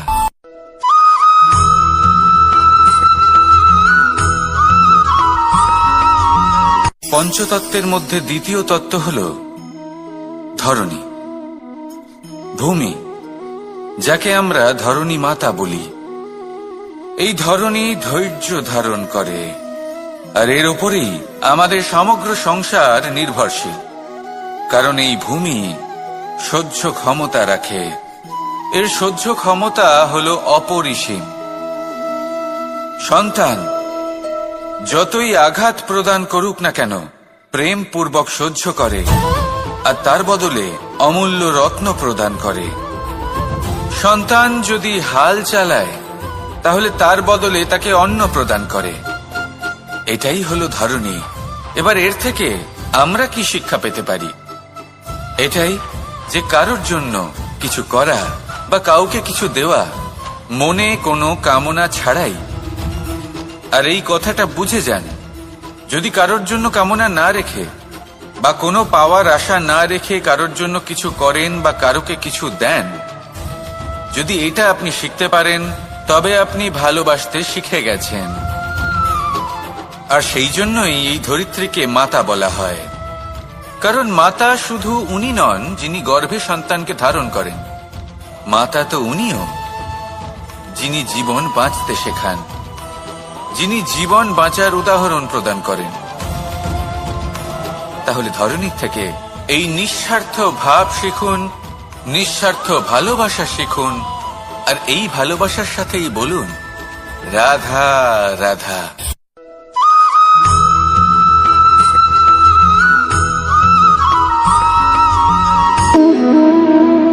সম্পর্ক হলো আমাদের জীবনের একটি আধার। কিছু সম্পর্ক এমন যা আমরা জন্মসূত্রে লাভ করি, যেমন পরিবার, মা, বাবা। কিছু সম্পর্ক আছে যে আমরা জীবনে অর্জন করে থাকি, তা সে প্রেমের হোক, স্নেহের হোক বা বন্ধুত্বের। এই সকল সম্পর্ক লাভ করার বা গড়ে তোলার 5টি ধাপ রয়েছে। প্রথম ধাপ, কোনো ব্যক্তির সাথে আলাপ হওয়া, তার সাথে কথা বলা বা তাকে দেখা। দ্বিতীয় ধাপ, সে ব্যক্তিকে আমাদের ভালো লাগা। তৃতীয় ধাপ, আমাদের এটা চাইতে শুরু করা যে জীবনে এই ব্যক্তি যেন আমাদের বন্ধু হন, আমাদের জীবনে থাকে, বা আমাদের কাউকে ভালোবেসে ফেলা। আর এটা আমাদের ভাবা বা চাওয়া যে সেই ব্যক্তি যেন আজীবন আমার সাথে থাকেন, আমার জীবনে আমার সাথী হয়ে। চতুর্থ ধাপ, লাভ করা। এবার এই ধাপটি অনেক মানুষের পক্ষেই খুবই সরল হয়, বড়ই সরল ভাবে নিজেদের সঙ্গীকে লাভ করে থাকে। কিছু মানুষের জন্য এই ধাপ অত্যন্ত কঠিন হয়ে থাকে। অনেক প্রতিকূল পরিস্থিতির উপর জয়লাভ করে তারা সঙ্গীকে লাভ করেন, কিন্তু লাভ অবশ্যই করেন। এরপরে আসে পঞ্চম, অন্তিম এবং সব থেকে গুরুত্বপূর্ণ ধাপ। সেটা হলো সেই সম্পর্ক পালন করা। এটা হলো এমন এক বিষয় যা প্রত্যেক মানুষের শেখা উচিত। যদি ব্যক্তি নিজের জীবনে সম্পর্ক রক্ষা করতে শিখে যান, তবে প্রত্যেক সম্পর্ক তার জীবনকে স্বর্গ করে তুলবে। আসুন আর আমার সাথে ভালোবেসে বলুন, রাধা রাধা।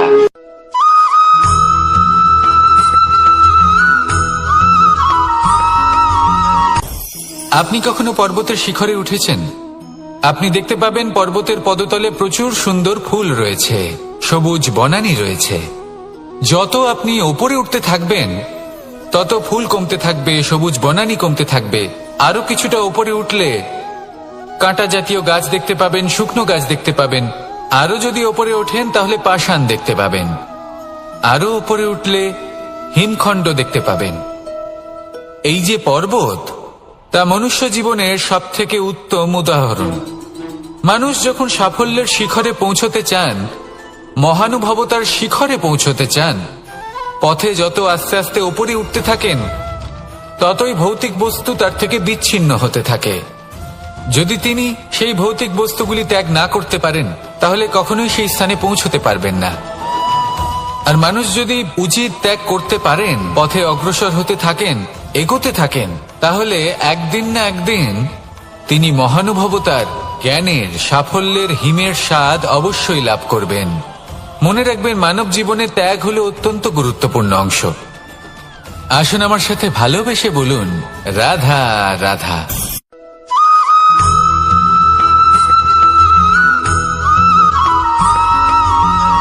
মানুষের মানসিকতা এমন হয় যে সে যতটা করে আশা করে যে তার থেকে অনেক বেশি তার বদলে সে পাবে। দেখুন, সবকিছুই আপনার ভাবনা চিন্তার উপর নির্ভর করছে। আপনি যদি ফলের বিষয়ে ভেবে কর্ম করতে থাকেন, তাহলে সেটা অনুচিত। জীবনের আসল আনন্দ হলো নিজের কর্ম করতে থাকা, ফলের চিন্তা করা উচিত নয়। যদি আপনি এরকম ভাবেন যে আমি এতটা করছি, আমার এতটা পাওয়া উচিত, সেই ভাবনা অনুচিত। যদি আপনি সেবার মানসিকতা নিয়ে কর্ম করতে থাকেন, কর্মচক্রে প্রবাহিত হন, যদি আপনি এমন ভাবনা রাখেন যে আমি এতটা পাচ্ছি, তাই এর থেকে অনেক বেশি আমি কর্ম করব, তাহলে নিশ্চিত রূপে আপনি যতটা করছেন তার থেকে অনেক বেশি আপনি পাবেন। আপনার আশার থেকে অনেক বেশি আপনি পাবেন। শুধু জীবনে অনেক বেশি কাজ করতে থাকুন, ফলের চিন্তা করবেন না। আর মনে রাখবেন, এই ভাবনাই সব থেকে বড় বীজ। কর্মের উপর বিশ্বাস রাখুন। জীবনে যা যা আপনি চান সবই সুখময় হবে। আসুন আর আমার সাথে ভালোবেসে বলুন, রাধা রাধা।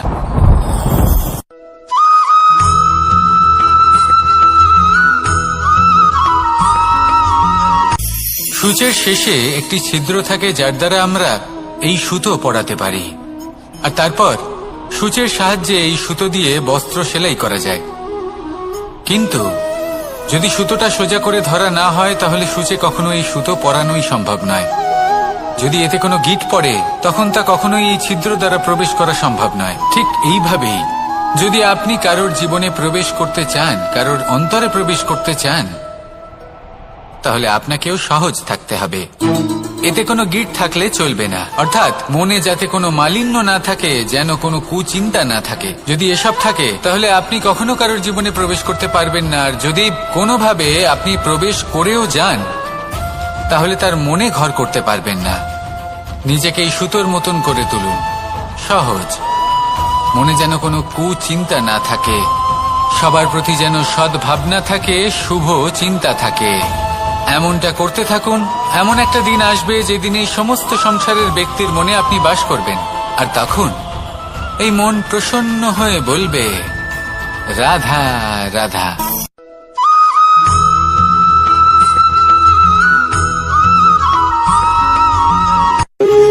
যখন মানুষের মৃত্যু হয় তখন কি হয়? অনেক সংখ্যক মানুষ শোক পালন করতে চলে আসেন। যে ব্যক্তি মৃত্যু লাভ করেছেন তার অনেক বস্তু থাকে যেগুলো তার প্রিয়, যেগুলো তিনি ব্যবহার করেছেন।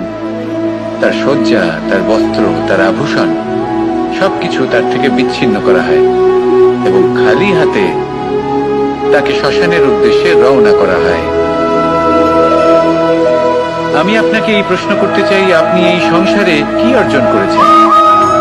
ধন সম্পত্তি, বস্ত্র, আভূষণ, এই সবকিছু যে আপনি অর্জন করেছেন, আপনার মৃত্যুর পরে তা আপনার থেকে দূর হয়ে যাবে।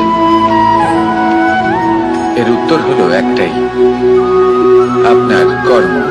শুধু সেটাই আছে যা একান্ত আপনার, আর শুধু সেটাই এই সংসার থেকে চলে যাওয়ার পরেও সংসারেই জীবিত থাকবে। যদি আপনি দুষ্কর্ম করেন তাহলে এই সংসার আপনাকে একটি অনুচিত উদাহরণ হিসেবে মনে রাখবে যে এই ব্যক্তি খুব পাপী ছিল, অনুচিত কর্ম করতেন।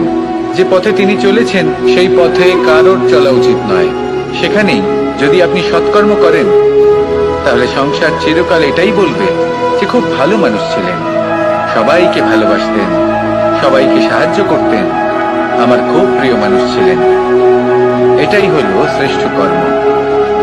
সেই জন্য জীবনে শুধুমাত্র ধন সম্পত্তি, আভূষণ এই সব অর্জন করতে গিয়ে নিজের মনোনিবেশ করবেন না। শ্রেষ্ঠ কর্ম করুন। সংসার থেকে চলে যাওয়ার পরেও এই কর্মই এই সংসারে আপনাকে জীবিত রাখবে। আসুন আমার সাথে ভালোবেসে বলুন, রাধা রাধা।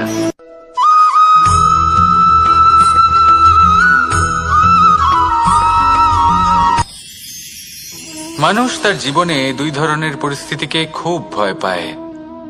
এক, কোনো কারণবশত কারোর সামনে নত হওয়া। দুই, কোনো কারণে নিজের চরিত্র থেকে, নিজের মূল্যবোধ থেকে বিচ্যুত হওয়া। এবার কেন হয় এরকম যে কথায় কথায় কারোর সামনে নত হতে হয়? কেন বারংবার নিজের চরিত্র থেকে চ্যুত হতে হয়? এরকম কেন হয়? এটা তখনই হয় যখন আমাদের শিক্ষা এবং মূল্যবোধের অভাব থাকে। যদি মানুষের মধ্যে প্রকৃত শিক্ষা থাকে তাহলে এই সংসারে কোনো সময় এবং কারোর সামনেই নত হওয়ার কোনো প্রয়োজন নেই। যদি মানুষের মধ্যে মূল্যবোধ থাকে তাহলে তাকে নিজের মূল্যবোধ বা চরিত্র থেকে বিচ্যুত হতে হয় না, তা সে যাই হয়ে যাক না কেন। কোনো বালককে যদি জন্ম থেকেই সুশিক্ষার অধিকারী করা হয়, শিক্ষিত করা হয়, মূল্যবোধের অধিকারী করা হয়, তবে সে এই সংসারে এমন কর্ম করবে যাতে সে নিজেকে, নিজের পরিবারকে, সমগ্র সমাজকে গর্বিত করতে পারে। শিক্ষা লাভ করুন, মূল্যবোধ লাভ করুন এবং আমার সাথে ভালোবেসে বলুন, রাধা রাধা।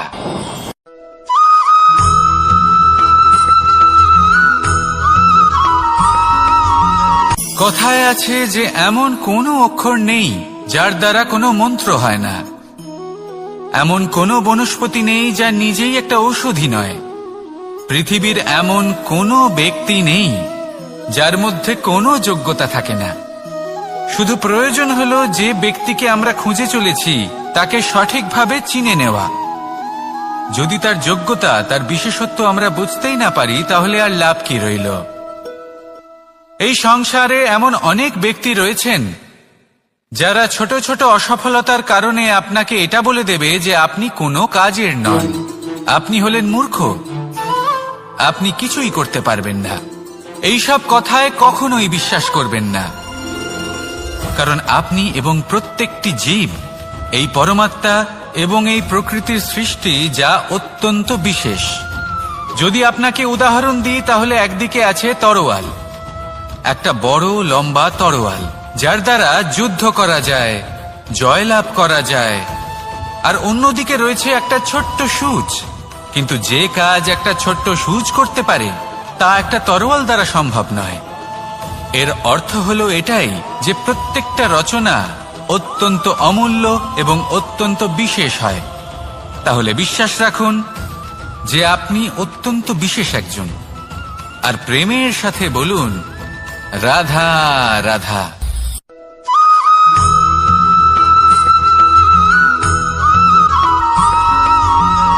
এই সংসারে কোনো বস্তু হোক বা ব্যক্তি হোক, তার একার গুরুত্ব কিন্তু খুব বেশি নয়। একটা উদাহরণ হিসেবে বৃষ্টির ফোঁটাকে ভেবে দেখুন। যদি একটি বৃষ্টির ফোঁটা হয় তাহলে তার খুব বেশি গুরুত্ব থাকে না, কিন্তু যখন সহস্র বৃষ্টির ফোঁটা মেঘের মধ্যে দিয়ে ঝরে পড়ে তখন সেটা বর্ষার রূপ ধারণ করে। সেই বর্ষা যা এই প্রকৃতিকে শান্ত করে। সেইভাবেই পাথরের ছোট টুকরো, তার খুব বেশি গুরুত্ব থাকে না, কিন্তু যখন অসংখ্য পাথরের টুকরো একত্রিত হয় তখন তা পর্বতের আকার ধারণ করে। সেইভাবেই কিছু মানুষ যখন একত্রিত হন তখন তৈরি হয় পরিবার, কিছু পরিবার যখন একত্রিত হয় তখন তৈরি হয় সমাজ, যখন অনেক সংখ্যক সমাজ একত্রিত হয় তখন তৈরি হয় রাজ্য। এবার এই রাজ্যের সবথেকে গুরুত্বপূর্ণ ব্যক্তি হতে পারেন রাজা, কিন্তু তাও সেই রাজা একা কিছু করতে পারেন না। যুদ্ধ লড়ার সময় তারও নিজের সৈন্যদলকে প্রয়োজন পড়ে। কিন্তু এই সংসারে এমন একজন ব্যক্তি আছেন যিনি একাই সব কাজ করতে থাকেন, এবং সেই ব্যক্তি হলেন মা। আমাদের জীবনে একজন পিতার ভূমিকা কিন্তু নিঃসন্দেহে অমূল্য, কিন্তু আমাদের সকলের জীবনে যে ভূমিকা একজন মায়ের তা অন্য কারোর থাকে না। একজন মা একাই সন্তানকে বড় করতে পারেন, সংস্কারী করে তুলতে পারেন, তার জন্য পরিশ্রম করেন। আর এত কিছু কাজ করার পরেও তার কাজের জন্য তিনি প্রশংসা অবশ্য পান না। উল্টে যদি সেই সন্তান অনুচিত পথে চালিত হয়, অনুচিত কর্ম করে, তখন সেই মাকেই অপবাদের পাত্র হয়ে উঠতে হয়। আমাদের জীবনে মায়ের যোগদান কতটা সেটা বুঝুন। আপনাকে বড় করে তোলার জন্য উনি কতটা পরিশ্রম করেছেন সেটা বুঝুন। আজ থেকে, এখন থেকে, এই মুহূর্ত থেকে মাকে সম্মান করতে শিখুন। যখন সময় পাবেন, যখন সুযোগ হবে, তখন তার প্রশংসা করুন, ওনারও ভালো লাগবে। আর মায়ের এই মমতার জন্য, তার এই ভূমিকার জন্য আসুন সবাই মিলে আমরা তাকে প্রণাম করি, আর সকলে মিলে ভালোবেসে বলি রাধা রাধা।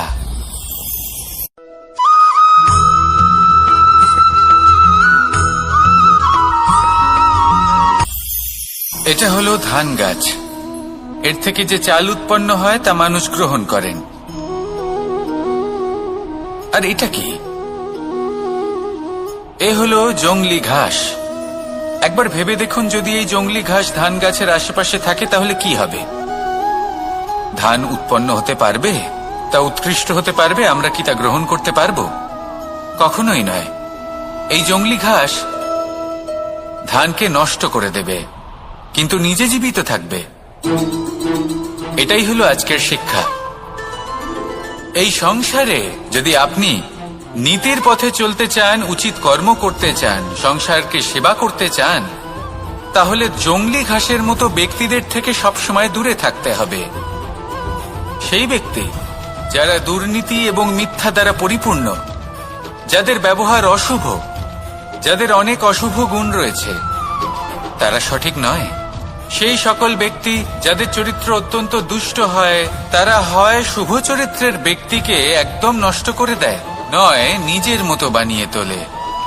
তাই যদি আপনি নীতির পথে চলতে চান, এই সংসারের জন্য শুভ কর্ম করতে চান, তাহলে সেই সঙ্গ লাভ করুন যে সঙ্গ জ্ঞানে পরিপূর্ণ, যাদের মধ্যে অনেক গুণ আছে, যাদের থেকে প্রতিদিন কিছু শিখতে পারবেন।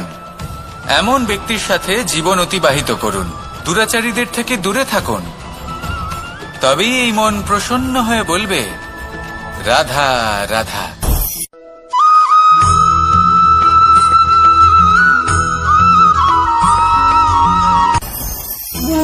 ভোজন। এবার ভোজন সংগ্রহ করার জন্য মানুষ কি না করেন, সব সময় চেষ্টা করতে থাকেন। ফসল উৎপাদনের জন্য অনেক পরিশ্রম করতে থাকেন, কিন্তু অনেক সময় অনেক পরিশ্রম করার পরেও ফসল ভালো উৎপাদন হয় না। এর কারণ কি? কারণ হলো এটাই যে আপনি পরিশ্রম হয়তো অনেক করেছেন, কিন্তু আপনার নজর তো সেই বীজের দিকে ছিলই না যা আপনি রোপণ করেছেন। সেই জন্য সব সময় কোনো বীজ রোপণ করার আগে তাকে পরখ করে দেখুন, তা অত্যন্ত আবশ্যক। আর সেইভাবেই যখনই কোনো কর্মের প্রশ্ন আসে, তাহলে সেখানে শুধুমাত্র পরিশ্রম যথেষ্ট নয়। সেই কাজের প্রতি আপনার কর্তব্য কি, আপনার উদ্দেশ্য কি, সেটা জানা হলো অত্যন্ত গুরুত্বপূর্ণ। তাই কর্ম করুন, কিন্তু সেই কর্মের প্রতি আপনার যা উদ্দেশ্য তার মাহাত্ম্য বুঝতে চেষ্টা করুন। তাহলে আসুন আমার সাথে ভালোবেসে বলুন, রাধা রাধা।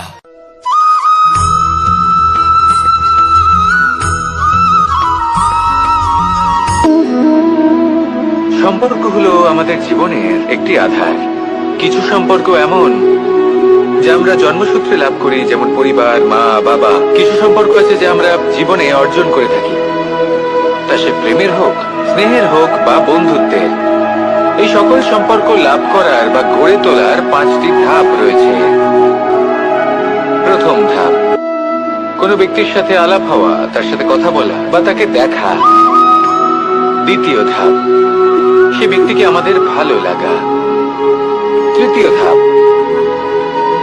আমাদের এটা চাইতে শুরু করা যে জীবনে এই ব্যক্তি যেন আমাদের বন্ধু হন, আমাদের জীবনে থাকেন, বা আমাদের কাউকে ভালোবেসে ফেলা। আর এটা আমাদের ভাবা বা চাওয়া যে সেই ব্যক্তি যেন আজীবন আমার সাথে থাকেন, আমার জীবনে আমার সাথী হয়ে। চতুর্থ ধাপ, লাভ করা। এবার এই ধাপটি অনেক মানুষের পক্ষেই খুবই সরল হয়, বড়ই সরল ভাবে নিজেদের সঙ্গীকে লাভ করে থাকে। কিছু মানুষের জন্য এই ধাপ অত্যন্ত কঠিন হয়ে থাকে।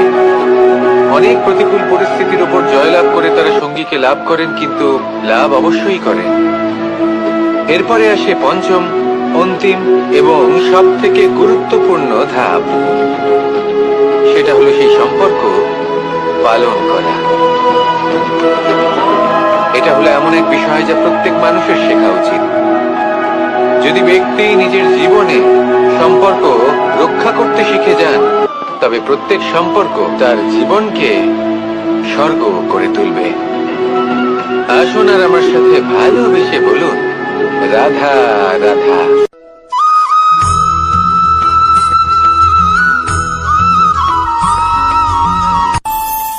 আমাদের মনে যখন কোনো প্রশ্ন ওঠে, কোনো দ্বন্দ্ব জাগে, তখন আমরা যাই আমাদের গুরুর কাছে, আমাদের আরাধ্যের কাছে গিয়ে জিজ্ঞেস করি। এইভাবেই একদিন আমি পৌঁছলাম আমার আরাধ্যের কাছে, আমার মহাদেবের কাছে, আর ওনাকে প্রশ্ন করলাম যে মহাদেব, জীবনে আনন্দ পাওয়ার, উৎসব পালনের, প্রেম ভাগ করে নেবার, জীবনকে উপভোগ করে নেওয়ার সর্বশ্রেষ্ঠ সময় কোনটা? মহাদেব হাসলেন আর উনি বললেন, জীবনে উৎসব পালনের সব থেকে শ্রেষ্ঠ দিন হল মৃত্যুর ঠিক আগের দিনটা। প্রেম ভাগ করে নেওয়ার সব থেকে শ্রেষ্ঠ মুহূর্ত হল মৃত্যুর ঠিক আগের মুহূর্ত। জীবনকে উপভোগ করে নেওয়ার সর্বশ্রেষ্ঠ প্রহর হল মৃত্যুর 1 প্রহর পূর্বে। তখন আমি চমকে গেলাম। আমি বললাম, কিন্তু মহাদেব, মৃত্যু তো অনিশ্চিত, আমরা জানিও না কবে আমাদের মৃত্যু হবে।